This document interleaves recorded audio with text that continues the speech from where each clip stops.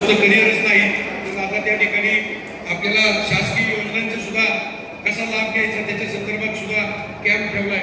पण उद्याच्या काळामध्ये आपल्या सगळ्यांना मिळून म्हणजे मूळ काय झाले साहेबांनी सगळ्यात जास्त कशात काम केलं पाहिजे मला विचारलं तर मी सांगेल शाश्वत विकासामध्ये सगळ्यात जास्त काम केलं पाहिजे। शाश्वत विकासात काय येतं तर सगळ्यात पहिलं येतं शिक्षण, दुसरं येतं आरोग्य, तिसरं येतं पाणी।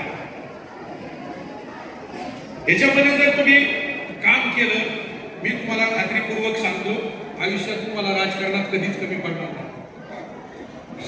याचं कारण असं आहे की ही पिढी घडणार कशामुळे आहे तर ही फक्त शिक्षणामुळे घडणार, त्यांना योग्य मार्गदर्शन मिळालं तर ती घडणार आहे। आणि ज्या दिवशी लोकप्रतिनिधी हा प्रयत्न करतोय की माझ्या या सगळ्या मुलांचं भवितव्य घडलं पाहिजे त्यावेळेला त्या लोकप्रतिनिधीला कधीच काही कमी पडत नाही। कारण शिक्षणातला फरक त्यांच्या पालकांच्या सुद्धा लक्षात येतो। तुम्हाला खोटं वाटेल महाराष्ट्रामध्ये मी जिल्हा परिषदेला उपाध्यक्ष झालो त्यावेळेला महाराष्ट्रामध्ये जिल्हा परिषदेचं पुणे जिल्हा परिषद सांगतो महाराष्ट्रात सोडून द्या पुणे जिल्हा परिषदेमध्ये एका वर्षामध्ये मुलांची पटसंख्या कमी होण्याचं प्रमाण 11,000 होतं। दरवर्षी 10,000 11,000 10,000 11,000 मुलांचं प्रमाण कमी होतं। पण मी त्यावेळेला ठरवलं की या क्षेत्रामध्ये इतकं काम करायचं की आपण ज्या वेळेला पदावर बसू त्यावेळेला महाराष्ट्रात पुणे जिल्हा परिषदेचं नाव घेतलं पाहिजे असं काम करायचं। मी ज्या दिवशी पद सोडलं साहेब त्या दिवशी 10,000 11,000 कमी होणारी पटसंख्या कमी होऊन 523 ती पुणे जिल्हा परिषदेची पटसंख्या वाढली। ज्या दिवशी तुम्ही ठरवता स्वतःहून तुमचा स्वप्न मोठं असलं पाहिजे लक्षात घ्या। या सगळ्या पालकांना इथे उपस्थित असणाऱ्यांना माझी विनंती आहे तुमच्या मुलांना कधी छोटं स्वप्न पाहायची सवय लावू नका, मोठं स्वप्न पाहायची सवय लावा। जोपर्यंत ते मोठं स्वप्न पाहत नाही तोपर्यंत त्या दिशेने त्याची हालचाल सुरू होत नाही। म्हणून माझी विनंती आहे उद्याच्या काळामध्ये भवितव्य जर मुलामुलींचं घडवायचं असेल आपण सगळेजण म्हणतो काय म्हणतो मुलांमध्ये मुलींमध्ये काय फरक झाला आता सगळं सारखं झालंय। मगाशी 70 करताना पाहिलं भगिनींनी सांगितलं नुसतं 50% म्हणलं जातं लक्षात घ्या। पण खरा न्याय जर द्यायचा असेल तर तिच्या जन्मापासून दिला पाहिजे। म्हणजे मला विचारलं तर मला एक मुलगा आणि एक मुलगी, मला मुलगी झाली त्यावेळेला मी बर्फी वाटली आणि मुलगा झाला त्यावेळेला पेढे वाटले। म्हणजे मी जर स्वतः तिच्या जन्माच्या वेळेला काय वाटावं ह्याच्यात सुद्धा मतभेद करत असेल तर उद्याच्या काळामध्ये समानता येऊ शकत नाही। म्हणून या पुढच्या काळामध्ये पालकांनी ठरवलं पाहिजे मुलगा हो किंवा मुलगी हो मी काही झालं तर पेढेच वाटेल मी तिथं मतभेद करणार नाही ही भूमिका घेऊन आपण सगळ्यांनी काम केलं पाहिजे। माझी विनंती आहे तुम्हाला ही सामाजिक चळवळ आहे। शिक्षणाचं मार्गदर्शन, तुमच्या करिअरचं मार्गदर्शन, मुलांचं मुलींचं जन्माचं प्रमाण या ज्या महत्वाच्या गोष्टी आहेत याच्यामध्ये सामाजिक चळवळ उभी राहण्याची आवश्यकता आहे। राहुल मला खोटं वाटेल आता हे सणसवाडी तसं खूप विकसित झालेला परिसर आहे तिथं सगळ्यांची परिस्थिती बरी आहे। तुम्ही जर दुर्गम भागात गेला, डोंगराळ भागात गेला, आदिवासी भागात गेला तर त्या भागामध्ये 1,000 मुलांच्या पाठीमागं 1,053 मुलींचा जन्म होतो। मुलींच्या जन्माचं प्रमाण जास्त आहे पण आपण तिथं विकसित भाग आहे तिथं आलं तर 1,000 मुलांच्या पाठीमागं 850 ते 900 मुलींचा जन्म होतो। विकसित असणं, शिक्षण मिळणं, आरोग्याच्या सेवा मिळणं, सगळ्या सुखसोयी मिळणं म्हणजे मुलींच्या जन्माचा दर कमी करणं हा आहे का हे सुद्धा आपण सगळ्यांनी शोधलं पाहिजे। आयुष्यामध्ये फक्त करिअर घडवण्यासाठी नाही तर समाजाचा सुद्धा समतोल राहिला पाहिजे यासाठी सुद्धा काम करण्याची आवश्यकता आहे। म्हणून मला असं वाटतं की उद्याच्या काळामध्ये आपण सगळे मिळून या दिशेने कसं चांगलं काम करता येईल याची भूमिका आपण सगळे घेऊ। आज अतुल साठे असतील, अशोक, तुम्ही सगळेच मंडळी आहात इथे सगळे तुमचे प्रमुख दत्तापासून तर दरेकर साहेबापासून सगळे मंडळी आमचा यशस्वी उद्योजक सुद्धा आज इथं बोलावलाय तुम्ही। म्हणजे आयुष्यात यशस्वी होण्यासाठी काय काय करण्याची आवश्यकता आहे कुठल्या क्षेत्रामध्ये त्याचे डिटेल काढणं आणि ते मुलांपर्यंत पोहोचवणं इथपर्यंत जर आपण गेलो तर मला असं वाटतं की हे सगळं आपल्याला उद्याच्या काळामध्ये सोप्या गोष्टी होतील आणि त्यासाठी खऱ्या अर्थाने या करिअर मार्गदर्शन मेळाव्याचं आयोजन या ठिकाणी केले। मी ॲडव्होकेट आमदार निरंजनराव खरे प्रतिष्ठानच्या सर्व सहकार्यांचं मनापासून कौतुक करतो की अशा पद्धतीच्या कार्यक्रमाचं नियोजन आज या ठिकाणी केलं, मला या ठिकाणी बोलवलं, मला मान सन्मान केला आणि मला बोलण्याची संधी दिली, त्याबद्दल आपल्या सगळ्यांच्या मनापासून धन्यवाद व्यक्त करतो या ठिकाणी। सेमी इंग्रजी हा उपक्रम आपल्या काळामध्ये आणला आणि सेमी इंग्रजी जेव्हा मराठी शाळेमध्ये सुरू झालं त्यावेळेला खऱ्या अर्थाने जिल्हा परिषदेच्या शाळेत पटसंख्या वाढली आपण सर्वांनी पाहिली असेल। खरं तर क्रिकेटच्या मैदानावरती वेगवान गोलंदाजी करून फलंदाजाची भंबेरी उडवणारे दादा राजकीय मैदानामध्ये तितक्याच वेगाने चेंडू टाकतात आणि भल्याभल्यांची भंबेरी उडवतात हे आपण सर्वांनी पाहिलंच आहे। आपण सर्वांना दादांच्या माध्यमातून सुंदर मार्गदर्शनाची पर्वणी या ठिकाणी लावली। दादांचं या कार्यक्रमाच्या माध्यमातून मनापासून धन्यवाद। आणि यानंतर ज्यांच्या मार्गदर्शनाची आपण वाट पाहत आहोत एक यशस्वी मराठी उद्योजक, मिसळ हा कोणाला आवडत नाही असा महाराष्ट्रातला माणूस सापडणार नाही। खरं तर मिसळच्या माध्यमातून 250 शाखा ज्यांच्या माध्यमातून सुरू आहे, फ्रँचायझी घेतली नाही तर फ्रँचायझी दिली असा आदर्श त्यांनी मराठी माणसासमोर घालून दिला। ते यशस्वी उद्योजक हरगुडे साहेबांना विनंती करतो आपण विद्यार्थ्यांना मार्गदर्शन करावं। विद्यार्थी मित्रांनो आता सचिन हरगुडे साहेब बोलणार आहे, त्याच्यानंतर अभिजित इचके साहेब बोलणार आहे, नंतर कार्यक्रमाची सांगता होणार आहे। तर कृपया थोडीशी शांतता। दरम्यान सचिनजी हरगुडे खूप मोठे आणि चांगल्या पद्धतीने हा मेळावा त्यांनी घेतला त्यांचे आभार व्यक्त करतो। आणि आज खरं तर समाजामध्ये व्यवसाय तयार होणं खूप महत्त्वाचं आहे। माहिती आहे सगळ्यांना, भूक लागली का? मिसळ खायची माहिती आहे का? खूप आहे। ठीक आहे, माझा परिचय करून देतो। मी सचिन लव हरगुडे, केस हे माझं गाव आहे, सणसवाडी पण माझंच गाव आहे, तसं काही लांबचं नाही आहे। एक शेतकरी कुटुंबातील असल्यामुळं आज तुमच्याकडे खास बोलायसाठी मी आलोय। मी सहसा कोणी बोलत नाही। रात्रीचा प्रवास मुंबईला गेलो होतो, उशीर झाला, सरांचा फोन आला, 9 वाजता यावं लागतंय। हा खूप जिद्दीचा आहे। सोपं वाटतं लोकांना की व्यवसाय काय कोणी करू शकतो, ठीक आहे। आज शेतकरी कुटुंब असल्यामुळं फाईट करणं सोपं आहे। व्यवसाय करण्यासाठी खूप मोठी जिद्द लागते। आज सगळ्यांकडे पाहिलं तर व्यवसाय किती लोकांना करायचा आहे? आज विद्यार्थी आहेत त्यांना किती लोकांना असं वाटतं मला व्यवसाय करायचा आहे? मुलींना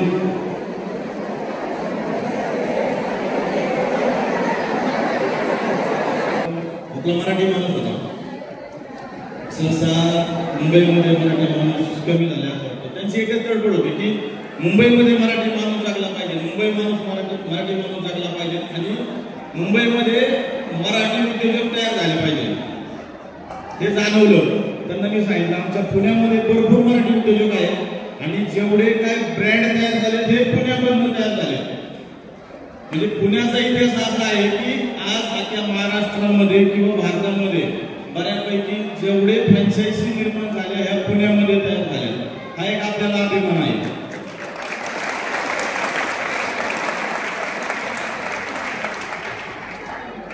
आज माझा परिचय असा आहे की सर्वसामान्य, मी दुसऱ्याचं उदाहरण देत नाही, स्वतःचं देतो।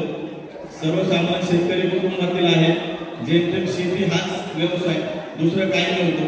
लग्न झालं, 4 वर्ष नोकरी केली, नोकरीमध्ये काही भागत नव्हतं, ठीक आहे। आता काय करायचं? छोटीशी दूध डेअरी चालू केली। दूध डेअरी चालू केली, स्वभाव जरा चांगला होता, लोकांनी फसवलं, पैसे दिले, व्यवसाय बंद करावा लागला। पण व्यवसाय तो बंद करून परत दुसरा व्यवसाय चालू केला, दुसरं उसाचं गुऱ्हाळ चालू केलं, चांगला प्रतिसाद मिळाला। रसही गोड, माणूसही गोड, भरपूर बिझनेस।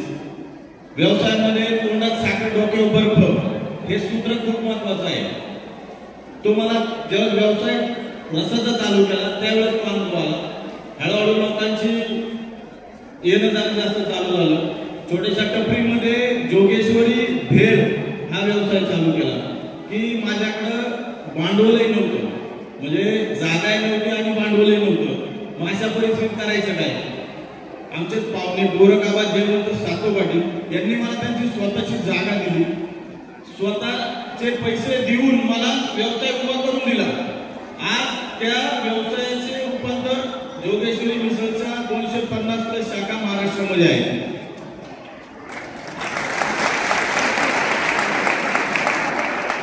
म्हणजे महाराष्ट्रामध्ये दादा असा कोणता जिल्हा नाहीये की जोगेश्वरी मिसळची शाखा तिथं नाहीये. अभिमान वाटतो की आपला मराठी व्यवसाय बाहेर गेले की लोक म्हणतात मराठी व्यवसाय खूप आनंद वाटतो बघून. आणि लांबचे नाही सगळे जवळचे आहेत. स्वतःचा परिचय करून द्यायची गरज नाही. मी यातला काही शब्द खोटा बोलणार नाही कारण की माझा परिचय सगळ्या लोकांना आहे. मी काय राजकारणी नाही खोटं बोलायला व्यवसाय आहे. खोटं म्हणजे राजकारणी खोटं बोलत नाही पण तसं थोडं जास्त बोलावं लागतं. त्याचं जास्त काय बोलत नाही आहे तेच बोलतो. आणि याचं कारण फक्त तुम्ही आहे. मी माझ्या आयुष्यामध्ये माझ्या स्वतःच्या ओपनिंगची एकही फीट टाकलेली नाहीये किंवा स्वतःच्या ओपनिंगमध्ये माहीत हातात घेतलं नाहीये. पण असं वाटलं मित्रांनी सपोर्ट केला गेले आता तू बोललं पाहिजे. लोकांना तुझी परिस्थिती सांगितली पाहिजे की तू कसा घडला काय केलं गेलं पाहिजे. ठीक आहे मी थोडंसं धाडस केलं आणि माहीत हातात घेतलाय आज पहिल्यांदा. ठीक आहे फक्त तुमच्यासाठी आज तुम्ही भविष्य महाराष्ट्राचं भविष्य भारताचं भविष्य व्यवसायामध्ये जरी कमी प्रमाणात झाला जास्त झाला खचून न जाता किंवा जास्त पैसे आले तरी माजून न जाता ते स्थिर ठेवणं हे आपल्या हातात आहे. उदाहरणं भरपूर आहेत देण्यासाठी. मला माहिती आहे तुम्हाला भूका लागल्या जास्त वेळ घेत नाही. थोडक्यात बोलतो मी. पुन्हा मार्केट सगळ्यांना माहिती आहे. सगळे व्यापारी कोण आहेत? गुजराती मारवाडी आहेत बरोबर. आज मी जर मार्केटला गेलो तर लोकांना तिथले गुजराती मारवाडी म्हणजे आश्चर्यचकित होतात की शक्य नाही मराठी माणूस एवढा मोठा व्यवसाय करू शकत नाही. का करू शकत नाही? संयम जिद्द चिकाटी आणि मेन म्हणजे जो व्यक्ती किती मोठा झाला जमिनीवरती पाय त्याचे राहतील तो कधीही अयशस्वी होऊ शकत नाही. आपल्यामध्ये 2 रुपये आले की लगेच जा पिक्चरला जा फिरायला. आता याच्यामध्ये आता बोलायचं जास्त कौशल्य नाही माहिती पण मी बोलतोय. 12 वर्ष झालं व्यवसाय करतोय. लग्नाला 13 वर्ष झाली. ठीक आहे. आता याच्यामध्ये मला सांगा महिला पण भरपूर आहे. व्यवसाय म्हणजे मी एक सांगायचं कारण सांगतो. हे उदाहरण द्यायचं कारण याच्यामागचं असं आहे की व्यवसाय करत असताना व्यवसायाला वेळ किती द्यावा लागतो हा खूप महत्वाचा आहे.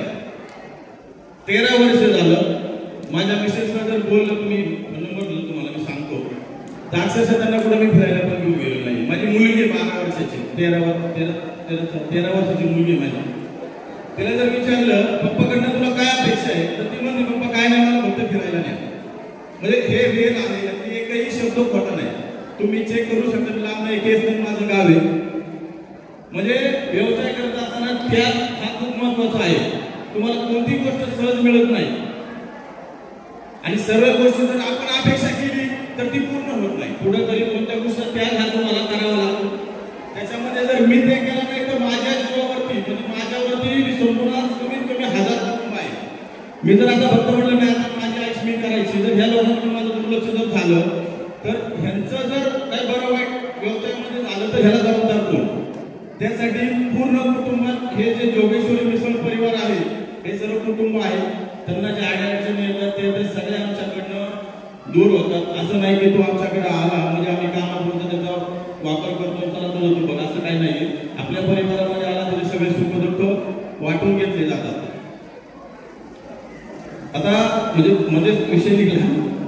मार्केट यार्डला गेलो तर एक व्यक्ती मला असं बोलला मारवाडी होते गुजराती होते की नाही तुम्ही म्हणजे गुजराती मारवाडीच्या पेक्षा जास्त चांगला व्यवसाय करताय. म्हणजे मला त्यांचं उदाहरण का देत आहे. मी शेतकरी कुटुंबातला आहे. मला माहिती आहे व्यापार कसा करायचा कष्ट कसे करायचे. मला गुजराती मारवाड्याच्या उदाहरणाची गरज नाहीये. मी स्वतः माझं उदाहरण तयार करतोय. उद्या भविष्यामध्ये माझं उदाहरण लोक घेतील की व्यवसाय कसा करायचा.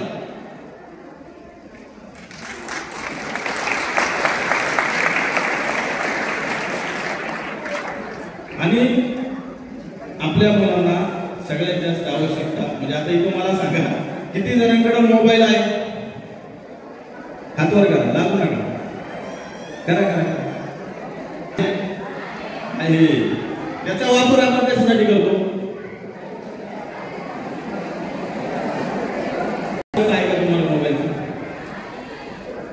रील्स बनवणे ठीक आहे आवश्यकता आहे गरजेचा वापर करा. माझं उदाहरण द्यायचं झालं तर तुम्ही आता ज्या वयात आहात तेव्हा तुम्ही पण गेलोय, माझ्याकडे पैसा आहे, सगळ्या गोष्टी आहेत, पण त्याचा वापर आपण जर योग्य केला तर तुमचं आयुष्य खराब होणार नाही. पण सगळ्यात जास्त म्हणजे मुलं आज मोबाईलचा वापर सगळ्यात जास्त करतात, तर ते नाही झालं पाहिजे.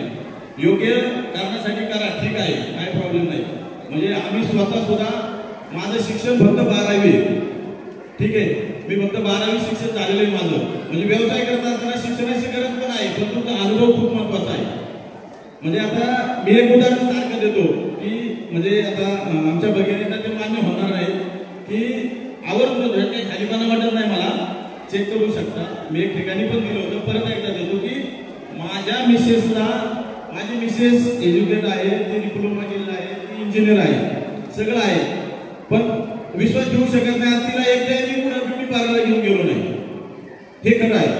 म्हणजे त्या काय असतो, मला त्या गोष्टींची अडचण आली, त्रास झाला, पण आजची कंडिशन अशी आहे की ती मला खूप सपोर्ट करते. आणि जर घरचा सपोर्ट जर असेल तर बाहेर 100 गोष्टींना आपण सामोरं जाऊ शकतो. म्हणजे घरातले वादविवाद नको येतात. व्यवसाय करत असताना डोक्यावरती खूप टेन्शन असतं, एवढा मोठा व्यवसाय करायचं म्हणलं की खूपच खूप घरातलं जर टेन्शन कुणाला नसेल तर सगळ्यात जास्त जर जबाबदारी असेल तर भगिनींची. म्हणजे घरामध्ये किती वातावरण चांगलं ठेवायचं, त्यांनी जर वातावरण चांगलं ठेवलं तर म्हणजे जेंट्स लोक बाहेर किती पण समस्या दूर करू शकतात, घराची समस्या दूर करू शकत नाही. हे एकदाच माझ्या मिसेसने सांगितलं, आजपर्यंत 12 वर्ष झाली मला कुठल्याही गोष्टीचा त्रास झाला नाही. म्हणजे एकट्याने ही गोष्ट कुठली होत नाही, घरातलाही सपोर्ट तेवढा लागतो, घरातल्या लोकांनी जर सपोर्ट तेवढा केला तर म्हणजे मागवून मागायची गरज लागत नाही. तर मला आज विद्यार्थ्यांना एवढं सांगायचंय की व्यवसायिक बना, कुठलाही व्यवसाय करा, काय हरकत नाही. कुठलाही व्यवसाय छोटा नाही किंवा मोठा नाहीये, मन लावून करा, प्रामाणिकपणा ठेवा. आज जोगेश्वरी मिसळच्या एवढ्या शाखा आहेत. आज माझं नाव माहिती आहे का तुम्हाला? काय नाही कुणाला?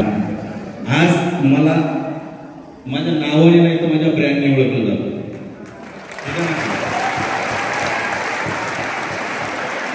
जोगेश्वरी मिसळ या नावाने मला ओळखलं, माझ्या नावाने मला ओळखलं जातं. जोगेश्वरी हे माझं ग्रामदैवत आहे, तर त्या नावाला कुठेही कलंक लागल, नाव खराब होईल असं कुठलीही गोष्ट आमच्याकडनं होत नाही. जोगेश्वरीकडे बघायचा दृष्टिकोन लोकांचा खूप चांगला आहे. भविष्यात आम्ही तेच ठेवणार आहे. आज म्हणजे मी नशीबवान आहे की आज आई वडिलांचे आशीर्वाद असतील, काय म्हणजे देवाने का आम्हाला निवडलं ह्याच्या मागचं रिझन आज आम्हाला कळतंय की आज एवढा मोठा समाज आहे, ठीक आहे, आमच्याकडेच का लक्ष गेलं, आम्हालाच का व्यवसाय हा देण्यात आला, आम्हीच का सक्सेस झालो, तर भाग्यवान आहे आम्ही ह्या गोष्टीत. आणि त्याचा कुठेही आम्ही अतिरेक करत नाही, पूर्णपणे वेळ व्यवसायासाठी देतो. आजही ठीक आहे, राजकारणाशी मला काही घेणं घेणं नाहीये, पण व्यवसायामध्ये एक मिनिट सुद्धा आम्हाला खूप महत्वाचा वाटतो. जरी आम्ही इथं 2 तास थांबलो, ठीक आहे, जास्तीच्या गोष्टी आहेत सगळ्या केल्या जास्त्याने, पण व्यवसायाला वेळ खूप महत्वाचा असतो.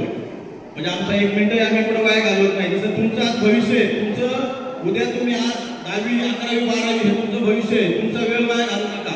म्हणजे 8वी 9वी 10वीचे विद्यार्थी आहेत सगळे, बरोबर ना? उद्या तुम्ही भविष्य आहे भारताचे, तर अभ्यास करत असताना व्यवसाय सुद्धा करायची इच्छा तयार ठेवा. बऱ्यापैकी लोक विद्यार्थ्यांनी व्यवसाय करायचा आहे हे सुद्धा म्हणजे डोक्यात धरले, कुठला व्यवसाय करा, मन लावून करा, सगळ्यांनी करा, जिथे करा. आणि एक सांगायचं झालं, व्यवसायाला भांडवल लागत नाही.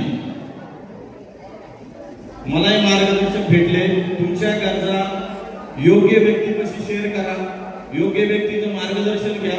100% तुम्हाला तुमचा मार्ग चांगला पाहिजे, व्यवसाय त्या पद्धतीचा पाहिजे ना. तुम्ही दुसऱ्याच कारणासाठी मला पण देणार नाही. मी स्वतः फक्त माझ्याकडे 50,000 रुपये होते. किती? 50,000 रुपये असताना माझा व्यवसाय चालू केला होता. आज माझा टर्नओव्हर एवढा आहे, मी सांगत नाही इथं, भरपूर मोठा आहे. सगळं प्रोडक्शन स्वतःचं आहे, म्हणजे दुसऱ्यावरती अवलंबून नाहीये. एका व्यवसायात पदार्पण केलं, मला 10 व्यवसाय सुचले. दुसरा व्यवसाय काय करू, एकाच व्यवसायामध्ये 10 प्रोडक्ट लागतात. त्याच्यातच मी काम केलं. म्हणजे एकदा पाऊल पुढे टाकल्याच्यानंतर आपल्याला कळतं की आता पुढे काय केलं गेलं पाहिजे. आणि असं केलं नाही की बाबा त्याला एक व्यवसाय म्हणजे एकाला काही जोडलं नको. आपल्याच व्यवसायामध्ये पूर्ण वेळ दिला तर तो खूप मोठा करू शकतो आपण. आम्ही पॅकेजिंग मध्ये भरपूर मोठं काम चालू केले. जोगेश्वरी फरसाण, जोगेश्वरी भेळ आणि जोगेश्वरी नमकीनच्या नावाने भरपूर प्रोडक्ट आज मार्केटमध्ये आम्ही तयार केले आहेत. काही कल्पना नव्हती हे काय. आज लोक ठीक आहे जसं असतं की मला स्वप्न ठेवलं पाहिजे. मला असं वाटतं की मला हे स्वप्न पडले काय सगळं झालं. 2012 साली आईचं निधन झालं त्यावेळेस घराची जबाबदारी अंगावरती पडली. त्याच्यानंतर हा जो म्हणजे जबाबदारी अंगावर पडते माणसाला कळतं की काय केलं पाहिजे. म्हणजे जसं सगळ्यांनी त्यांचं मनोगत व्यक्त केलं स्वतः घरामध्ये स्वयंपाक करून खाल्लेला आहे, भावाला घातलाय, वडिलांना घातलाय, स्वतःची कपडे स्वतः धुतलेले आहेत, पण कुणाला असं म्हणजे बोललो नाही की आम्हाला हे द्या. अजून एक सांगायचं उदाहरण झालं व्यवसायाची प्रगती होत असताना आज तिथं भरपूर मोठी मोठी लोक आहेत. आज किती लोक वाढदिवस करतात. वाढदिवस कोण कोण करतात आपल्या मुलांचा तुम्ही तर करता सगळे प्रत्येकजण करतात बरोबर आहे. रहस्य मी तुम्हाला सांगतोय की हे शेअर करणार नाही तुम्हाला पण तुम्ही मोठे झालेले मला काय वाईट वाटणार नाही. तुम्ही 100% मोठे व्हा आपलंच नाव निघणार आहे. आज जरी पुढे महाराष्ट्रात गेलो सचिन हारगुडे नाव निवडतात जोगेश्वरी मिश्रचं ओनर आल्यामुळे लगेच सगळ्यांना चांगलं वाटतं कारण तुमच्याकडे मोबाईल आहे फेसबुक आहे काय सगळं आहे दिसतं लगेच कोण आहे काय प्रचार भरपूर होतो. सांगायचं झालं की मला पहिली मुलगी झाली. मुलगी झाल्यानंतर परिस्थिती बिकटच होती. म्हणजे टू व्हीलर घ्यायची सुद्धा माझी लायकी नव्हती. हे भाषेत बोलतो की टू व्हीलर सुद्धा मी घेऊ शकत नाही. ठीक आहे मला मुलगी झाली आता काय करायचं विचार जगाच्या वेगळेच होते थोडे माझे. चला म्हणलं आता मुलीचा वाढदिवस करता तुम्ही कुठं करणार मुलाचा वाढदिवस कुठं करणार तुम्ही घरी करणार भावकीला दाखवणार लय मोठा केला सगळ्यांना बोला पाहुण्याला बरोबर. ही आपली म्हणजे सगळ्यांचे विचार आहेत. माझ्याकडे वेगळे होते. मुलीचा वाढदिवस मी अनाथ आश्रमात केला. माझ्याकडे म्हणजे 10,000 रुपये पण नव्हते त्यावेळेस अशी परिस्थिती होती. पण लहान मुलांच्या आश्रमामध्ये गेल्याच्या नंतर मी माझ्या केसनमध्ये तळेवाडी म्हणून वस्ती आहे सर्वांना बोलवलं. ज्या वेळेस ती लोक अनाथ आश्रमामध्ये लहान मुलांच्या आश्रमामध्ये आल्याच्या नंतर त्यांना ते कळलं की यात खरी परिस्थिती काय आहे तिथं कळलं लोकांना. आणि आज त्या मुलांचे आशीर्वाद तिथं मी एक फक्त टू व्हीलर घेऊन गेलो होतो. आज माझ्याकडे पाहिजे ती गाडी पाहिजे तेवढे पैसे आहेत. व्यवसाय खूप मोठ्या प्रमाणात झाला की माणसाचा संयम विचार की नाही मला कोणा तरी काहीतरी दाखवायचंय हे काही गरज नाही. आपण तुम्ही मला बोलवलं ना सर मी बोललो ना बरोबर नाहीये म्हणजे इथं बसायची चेअर तुम्ही तयार करायची. इथं चेअरला बसायच्या क्वालिटीचे तुम्ही बनायचे. आज तुम्ही खाली आहे मी पण तुमच्यासारखा खाली बसलेलो आहे कधीतरी. आज मी वरती आहे ते स्थान तुम्ही निर्माण करायचे वरती बसायचं बरोबर आहे.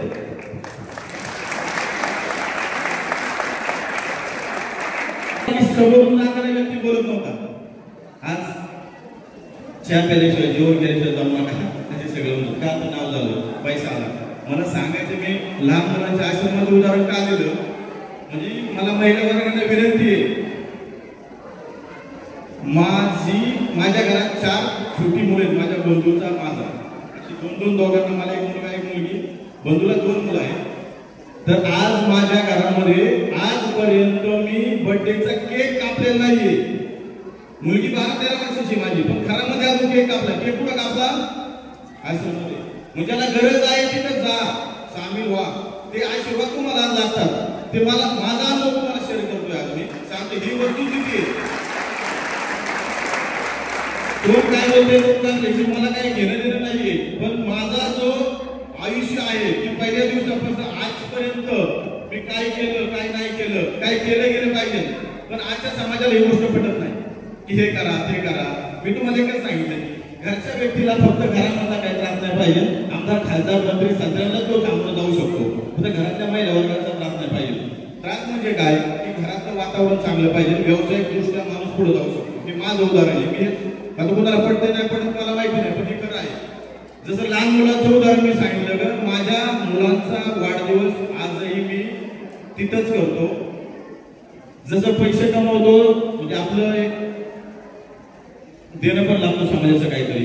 माझी सगळीकडे देणं असतं माझ्या शाळेमध्ये असतं आश्रममध्ये असतं आणि हक्कानी मला ते फोन करतात की दादा आम्हाला हे पाहिजे. 26 जानेवारी प्रत्येक आमचे जो 5 देश आश्रम आहे प्रत्येकाने माझ्याकडनं खाऊ घेऊन गेले कोणाला काय असेल ते घेऊन गेले. आम्ही पण कमी करत नाही का तर ठीक आहे आपण एक नंबरने पैसे कमावतो आणि आपल्या आयुष्यामध्ये आपण एकही वाईट पैसा खर्च करत नाही, मग चांगल्या ठिकाणी गेले म्हणून काय फरक पडतो? हे सगळ्यांनी जपलं पाहिजे. आपला वाढदिवस माझं एक सगळ्यांना विनंती आहे, गरजू व्यक्तींमध्ये जा, गरजू व्यक्तींमध्ये सेलिब्रेट करा. आज समाजामध्ये खूप गरीब लोक आहेत की त्यांना तुमची गरज आहे, ते करा. व्यवसाय करत असताना समाजात सुद्धा देणं लागतो आपण. आज मी पण त्या परिस्थितीतून गेलेलो आहे. म्हणजे आपण ती गोष्टीची जाणीव ठेवणं गरजेचं आहे. आता बऱ्याच प्रश्न पडला असेल की आता हे काय सांगतात आम्हाला, आमच्या डोक्यावरून जात आहे.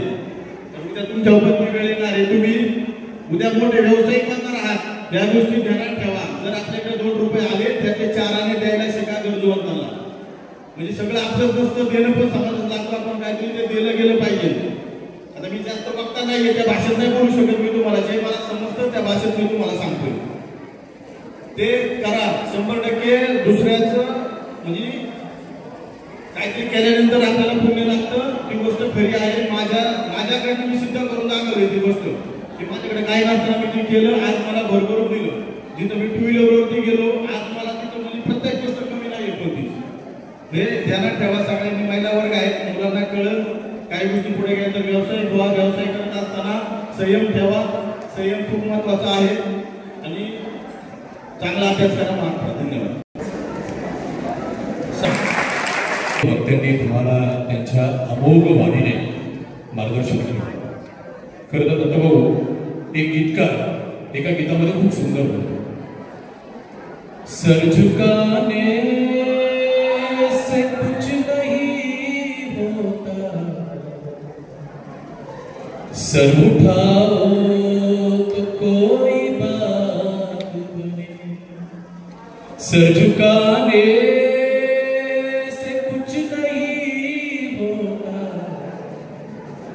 सर उठाओ तो कोई बात बने. जिंदगी भीख में नहीं मिलती, जिंदगी तो कमाई जाती है. इस हकीकत को तुम भी मेरी तरह जान जाओ तो कोई मार्मिक शब्दामध्ये आपण सर्वांना मार्गदर्शन केलं. खरं साहेब आपल्या तालुक्याचे सुपुत्र आहेत, आपल्या मातीमध्ये एवढी मोठी माणसं आहेत हे आज आपल्याला कळलं. धन्यवाद साहेब. आणि दरम्यानच्या कालावधीमध्ये माजी सदस्य पंचायत समिती शिरूर सन्माननीय राजेंद्र भुजबळ यांचं आगमन झाले. मी अण्णांना विनंती करतो, दत्ताभाऊंना विनंती करतो, राजेंद्र भुजबळ यांचा सन्मान हरगुडे आणि नैनाताई हरगुडे या दोघींचा या ठिकाणी सन्मान विनंती आहे. आपण देखील मंचावरती यायचे. बोलणं खूप सोपं आहे, पण तिथं बसून ऐकणं हे खूप कठीण काम आहे. आणि गेल्या 4-5 तासामध्ये तुम्ही कठीण काम केले. एकदा 2 टाळ्या तुमच्यासाठी. आणि शिरूर पुस्तक बाजार समिती दत्तात्रय पठाणराव हरगुडे भाऊंना विनंती आपण आभार व्यक्त करायचे.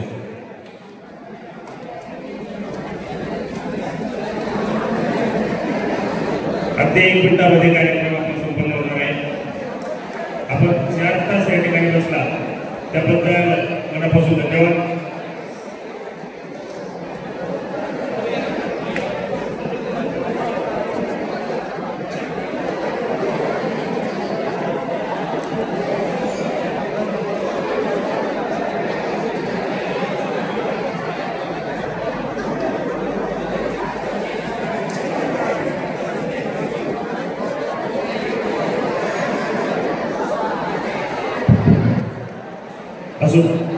आज या ठिकाणी आपल्या संस्वाडीचा अक्षराने निवा असा आजचा दिवस या ठिकाणी अतुल साठे यांच्या माध्यमातून घडवून आलेला आहे. तर अतुल साठेसाठी जोरदार टाळ्या वाजवायच्या.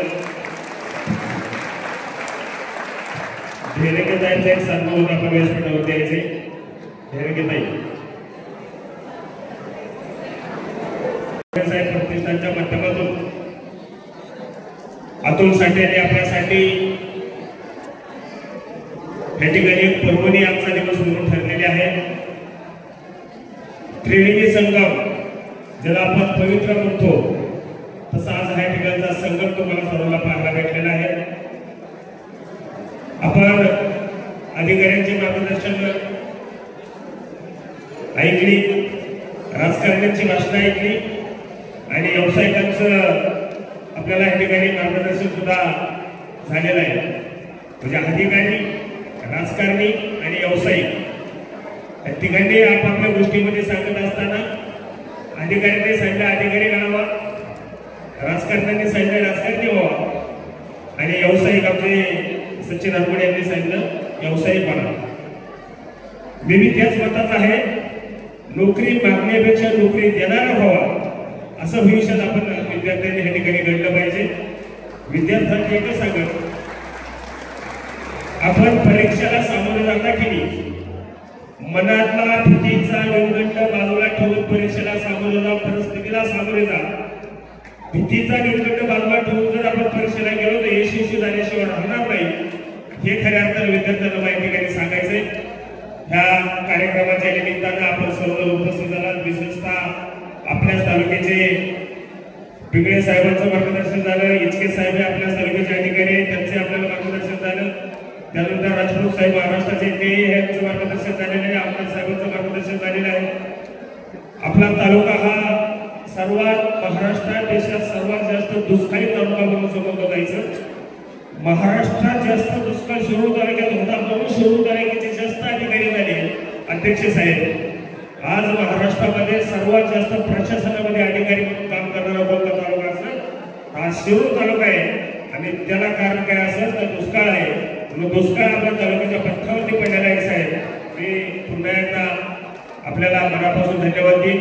आज आपण या ठिकाणी उपस्थित आहेत इतके साहेब आहेत, सरस्वडीचे सरपंच राजांना दरेकर असेल, सरपंच रुपालीताई दगडूराव दरेकर असेल, उपसरपंच राजांना दरेकर असेल, आमच्या तालुका आरपीआयचे अध्यक्ष आमचे मित्र नवनाथजी कांबळे आहेत, शिक्रापूर गावचे सरपंच आदर्श सरपंच रमेशजी गडकरी साहेब आहेत, त्याचप्रमाणे उद्योगपती सचिन हरगुडे आहेत, पंचायत समितीचे माजी सदस्य राजेंद्र भुजबळ आहे आणि उपस्थित आपण सर्वच या ठिकाणी उपस्थित आलात.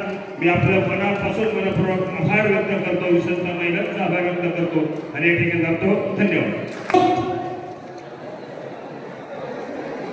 राष्ट्रगीत सुरू करके शुरू कर. जनगण मन अधिनायक जय हे भारत भाग्य विधाता. पंजाब सिंध गुजरात मराठा द्राविड उत्कल वंग. विंध्य हिमाचल यमुना गंगा उच्चल जलधि तरंग. तव शुभ नामे जागे, तव शुभ आशीष मागे. गाये तव जय गाथा. जनगण मंगलदायक जय हे भारत भाग्य विधाता. जय हे, जय हे, जय हे. जय जय जय जय हे. भारत